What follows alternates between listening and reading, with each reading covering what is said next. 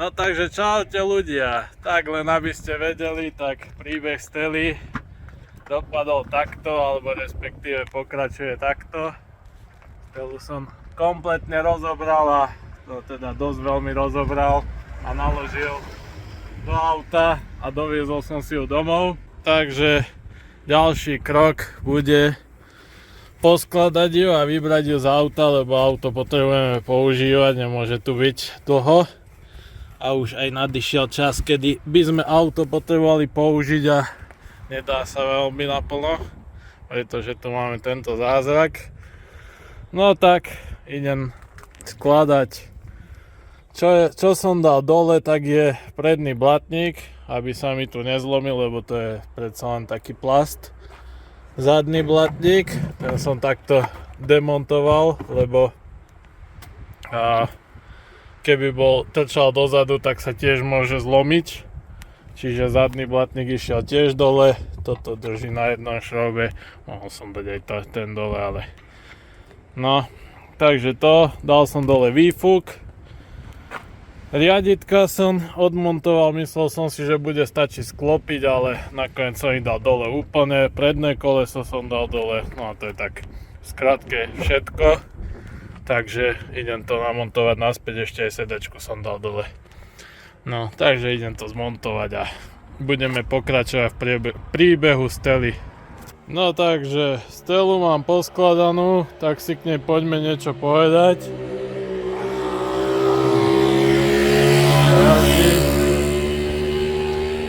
No, čiže v prvom rade... No takže, Stelu mám poskladanú, tak si k nej poďme niečo povedať. No v prvom rade jedná sa teda o Stelu s motorom Franco Morini motory, čo je asi taliansky motor, ktorý sa dával aj do iných motoriek, ale aj do týchto Stiel. Stely sa delia na také, povedzme, 3 typy. Robili sa také Stely, čo mali motor Riga. To je taký, podľa mňa taký najnižší typ, proste také, čo ja viem, podľa mňa je také najnezaujímavejšie. To je proste, by som povedal, že východná Stela. Potom sa robili Stely s motorom Babeta, čo je celkom zaujímavá Stela. Má to motor s nakopávačkou ako toto. Niečo ako Babeta 225, proste Babeta s nakopávačkou. No a potom taká najvyššia liga tých Stiel, čo sa robili, tak je táto Stela s motorom Franco Morini. Boli dokonca aj také kity, že to mohlo mať štarter.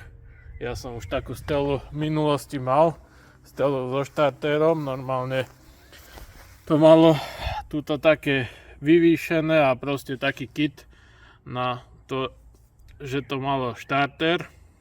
No, tuto máme Stelu, ktorá má motor, že 2221, takže to bude možno aj nejaký 220. prvý vyrobený kus, neviem, no ale teda takéto číslo to má výrobné. No, čo sa týka poškodení tej Stely, tak ja som bol hlavne zvedavý na to zadné koleso. To ste videli, že na tom bola taká farba, ktorá išla ľahko dole, tak som to umyl čističom brzd. No a koleso je v podstate v pohode. Poškodenie je možno tuto také, že je to trošku zodratá tá biela farba. A z tejto strany, v tejto časti máme takto, tiež trochu vypadanú, ale ináč je to pekné. Takže stačilo by ho možno nejakou bielou farbou nastriekať alebo Comaxit na to dať. No a bolo by to super. Takže tak. Čo sa týka takých vecí, podľa mňa tento palivový kohútik sa nepatrí, alebo sa aj dotýka tomiču. Tam má byť taký iný, alebo možno, že keby bol takto vytočený, no ale nemôže byť tak, lebo zase by to išlo do rámu.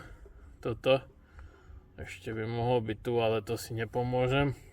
Podľa mňa tento tu proste nepatrí. No, takže to je to. A čo sa týka ešte poškodení, tak čo som si všimol, tak tu mám také poškodenie, že tento kryt reťaze je od reťaze zodratý trochu. No, čo asi sa jazdilo z... Neviem, možno to bolo na tomto šrobe. To je taký šrob, že dá sa nastavovať tá výška, možno to bolo popustené dole. A možno, že keď sa to zaťaží, tak sa tam vytvorí taký uhol, že ten kryt škrie. Neviem, môžeme vyskúšať. To srandy. Aha, jasné. Ono sa to dosť priblíži. Takže to moc soudruzi nevymysleli. Ale ten kryt není komplikovaný asi ani na výrobu, hlavne teda táto časť. Tuto máme úchyt, ten nabodované. No a toto je len taký prehnutý pliešok, dva rázy. Taký proste v takom špeciálnom tvare a má to také výrezy, no to by sa dalo vyrobiť, možno to niekedy aj vyrobím. Ja som kúpil aj druhý kryt, teda kúpil som také diely, viac dielov a hlavne kvôli krytu reťaze a potom som si uvedomil, až keď som to mal doma, že ten kryt mi nepasuje, že táto stela má reťaz na tejto strane a bežná stela má reťaz na tejto strane, takže ten kryt bol opačný.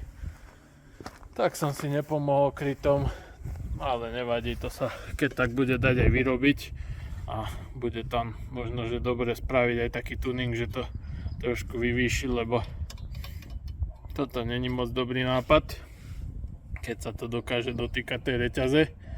To je také poškodenie. Potom, čo sa týka poškodení, tak tu je záchyt volantu odžubaný. To by sa malo takto dotknúť od tieto želieska, ale ide to až do stratena. Čože je asi taká klasická závada skoro na všetkom. No aj na tomto teda. No, ono je to tam len tak bodnuté, taký kúsok želieska, ešte to aj pretrča cez tú vidlicu, čiže to není veľký problém opraviť. To asi aj niekedy spravím. No, a ináč, čo sa týka poškodení, tak to nejaké extra poškodenie nemá, len mne sa podarilo odlomiť späťak. To je taký späťak z blata, no ale tie sa ešte stále dajú kúpiť, je to hranatý späťak, tak ho zoženiem. A ešte sa mi podarila jedna vec. Ja už som sa snažil túto stelu aj spojazniť, nedalo mi to. Tak som vymenil hadičku, tá pôvodná hadička bola KO, tak som dal takto pekne priesvitnú palivovú hadičku, zatiaľ bez filtra. Ešte tu niekde zakomponuje filter, ale chcem riešiť aj tento palivový ventil, lebo sa mi to nepáči, že sa to tu takto dotýka. Takže chcem niečo sem zohnať, niečo lepšie, ako je toto. No, čiže som riešil aj toto, vyčistil som karburátor, kúpil som takú sadu na Delorto karburátor, všetko som to pekne vyčistil, porobil, no a hádajte, či to už aj štartuje alebo neštartuje, môžete hádať a ideme si teda vyskúšať, že či nám to naštartuje. Čiže tuto máme sytič, to dáme takto dole a skúška štartu. No. A toto je tá závada, že na tej nakopávačke sa zlomila pružinka skoro okamžite. Ináč toto sa musí štartovať, tu je to aj napísané: before starting the engine, get out this plastic pin. nejaký plastik pin, čož si myslím, ale ja, že sa má dať toto takto. A takto sa má štartovať. Takže štartujeme. Zatiaľ nič.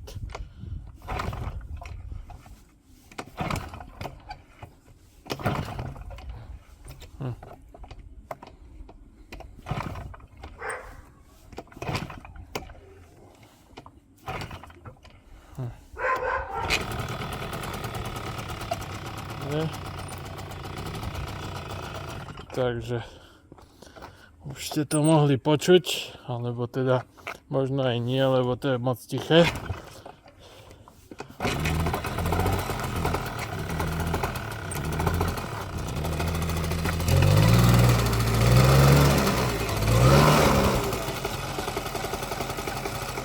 Stela funguje. No, trošku znížime voľnobeh.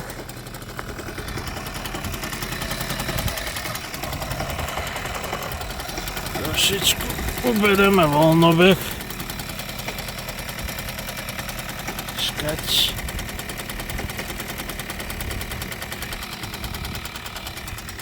Tak. No, takže stela funguje a pekne to ide. Za mňa tichučko. Ešte čo sa týka závad, keď troška ubereme. Čo sa týka závad, tak ešte tu sa prejavuje závada. Takto to tu bublinkuje. Toto je normálne asi ten výfuk nejak bol zavarený, alebo sa to neviem, popustilo, no, takže takáto závada. Ale svietia nám svetla, predné, zadné, krása, to dymy. Ide to veľmi tichučko, krásne.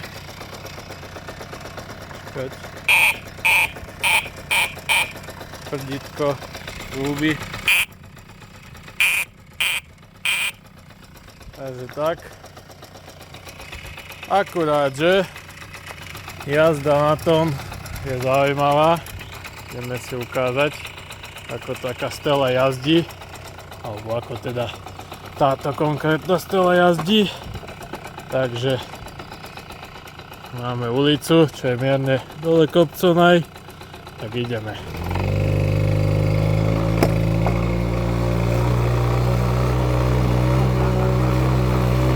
Toto je 10 km za hodinu.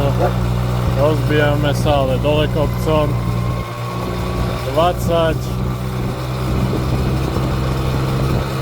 25. Teraz to pridalo trocha.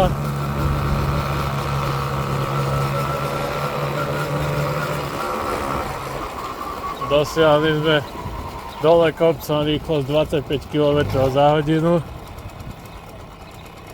Voľnobeh krásny. Hore kopec. 10 km za hodinu. A nič. Stojíme. Neviem, prečo to ako keby nejde do otáčok. Buď to nejde do otáčok, alebo je tam zlá spojka. Neviem. Možno, že treba dať väčšiu trysku.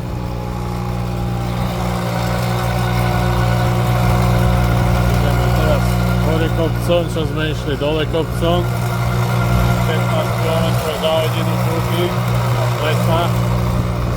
Takže takto to zatiaľ jazdí, no.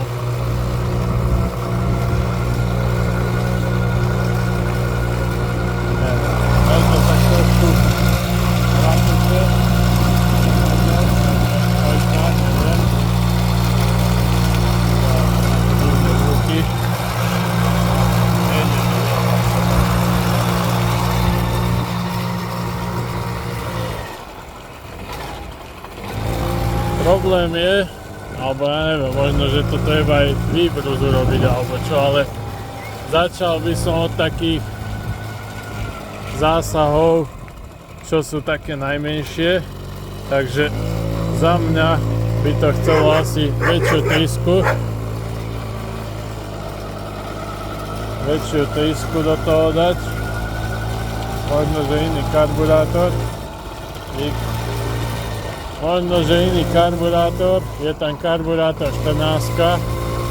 Možno, že by to chcelo dole to aj to väčšie. 16. To si vyskúšame, musím zistiť, či náhodou nemám 16. Ale neviem, no. Mne sa zdá, že to proste nejde do otáčok.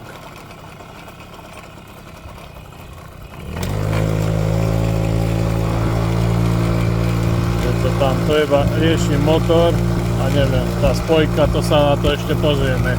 Problém je, že na toto objednať diely ešte som úplne nezistil, že kde na to mám zháňať diely. Hľadal som tú pružinku, to som našiel na Allegre, takže idem si rovno aj vymontovať páku a pozrieť, že či tá pružinka je taká, ako na tom Allegre predávajú. No a našiel som nejakú taliansku stránku, kde na toto predávajú diely, tak tam skúsim, až bude treba spojku alebo niečo. Našiel som, že sa predávajú aj nejaké výkonnejšie valce na to a všeličo. Musíme vyskúšať ten karburátor, dať nejakú 16, alebo teda začneme tryskami väčšími, toto je dosť slabé. No a musím zistiť, že prečo to nejde. Výfukom to není, ten som aj čistil a aj keď som ho dal dole, jednoducho to nešlo stále, takže výfuk to nie je. To bol môj prvý tip. No.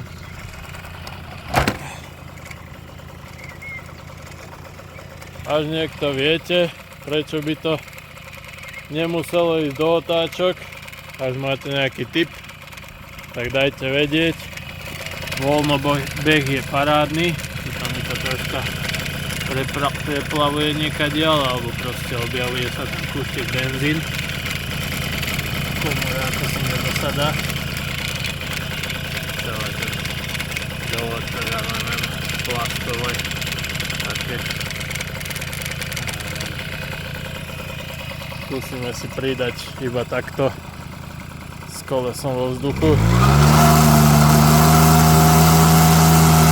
To proste nejde do otáčok.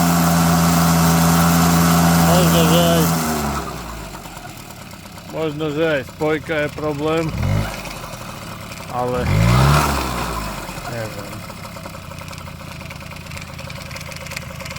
neviem.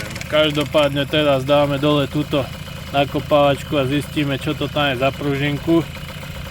Časť tej pružinky mám niekde a časť je vnútri, tak pozrieme, že či tá z Allegra mi bude pasovať, keď hej, tak rovno dve objednám. A musím riešiť karburátor, to bude prvý krok a potom sa pozrieme pod túto krytku a zistíme, že čo tam je za zázrak, až nepomôže karburátor. No, takže tak. Ale ináč som spokojný. Má to 6000 km od nova a vyzerá super, no na to ako tie stely bývajú polámané, blatníky, aj tie plasty celkovo, tak toto polámané nemá. Je to ešte pôvodný lak, za mňa vyzerá pekne, aj tá sedačka je dosť dobrá, tuto zozadu troška sa to tak potrhalo, no ale to je nič. Drží to pekne. Domino páčky. A tak. No, takže nakopáčku mám dole. Musím povedať, že je extrémne ľahučká, asi hliníková. Fajn. No a tu máme tú pružinku. Takže, ukáž, čo to je zač. Ukáž. Pružinka. Takto vyzerá pružinka.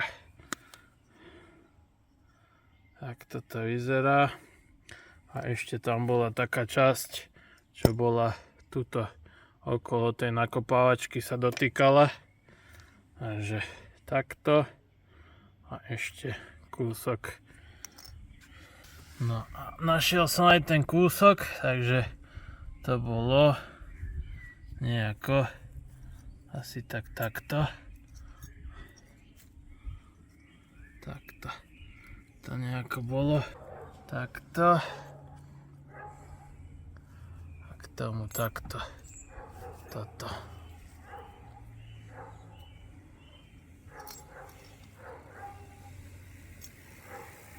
Pekná strela. Dík. Čo je s tým? Pružinka nakopávačky zlomená.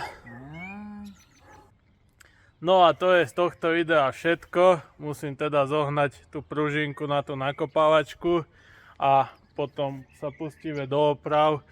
V prvom rade toho karburátora a potom možno, že aj spojky a tak ďalej. Takže bude to zaujímavé. Som zvedavý, koľko kilometrov za hodinu z tej stely vytlačíme. Ani neviem, koľko by to malo ísť, ale ja dúfam, že nejaký aspoň 45 to pôjde. No a uvidíme, čo ešte s týmto sa podarí. Takže zatiaľ takto, ja si myslím, že kúpa to bola super a uvidíme, čo ďalej. Čaute ľudia.